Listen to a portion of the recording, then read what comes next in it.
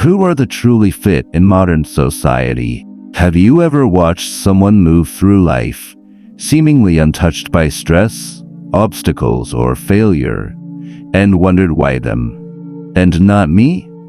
You've worked hard, stayed disciplined, maybe even sacrificed sleep in social life, but somehow, success seems to find everyone else first.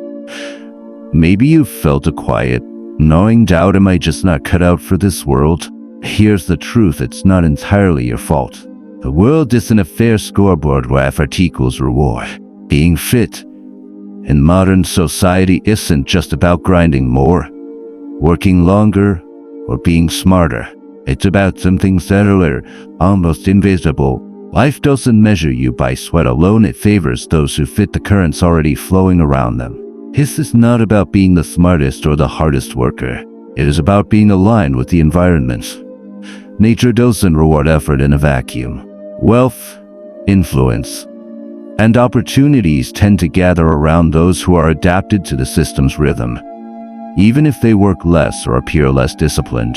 It's survival, Darwin minus style, but for money and society. Think of it like water finding the path of least resistance.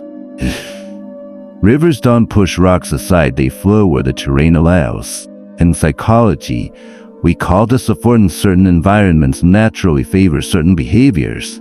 A person who notices a subtle social pattern, a small market inefficiency, or the hidden rules of an office can flow into success as effortlessly as water fills a valley. Meanwhile, someone with equal effort, but less awareness, is pushing against the current, exhausting themselves. Or imagine a forest after a storm. Some trees fall, others bend and survive. The survivors aren't necessarily the strongest, they're the ones suited to the storm. The storm doesn't care about effort, it only selects for fit. Modern society works the same way. Have you noticed this in real life? Maybe it's your colleague who always seems to get the high-minus profile projects, not because they're the hardest worker, but because they understand the office's subtle politics. Or that friend who keeps landing clients, not because they're the most talented, but because they're naturally tuned to the vibe of the market. It could be the quiet investor who seems lucky, yet they notice patterns that most ignore. Or the social connector who effortlessly moves between circles while others struggle to network. These aren't accidents, they are patterns of fit. You've probably experienced it yourself. A chance opportunity comes to someone, not because they worked more hours, but because they were ready in the right way at the right moment. Here's the empowering part, understanding this doesn't make you inferior. In fact, it changes how you see yourself. You're not broken. You simply weren't aligned with the currents. And now that you know, you can begin to adapt. This is a different kind of intelligence, a social, strategic, environmental intelligence that can be learned and refined. Here, stepping out of the myth that effort alone is enough, and into a deeper understanding of how life really works. So, how do you respond? First, stop punishing yourself for not working hard enough. Instead, start observing the currents. Notice patterns, subtle signals, and hidden rules in your environment. Who seems to thrive effortlessly and why? What behaviors are quietly rewarded? Second, experiment.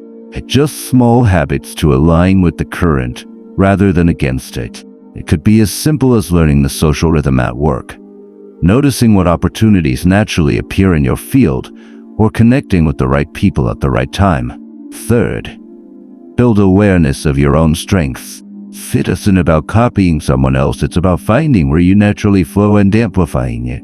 Like water, the goal isn't brute force, its alignment.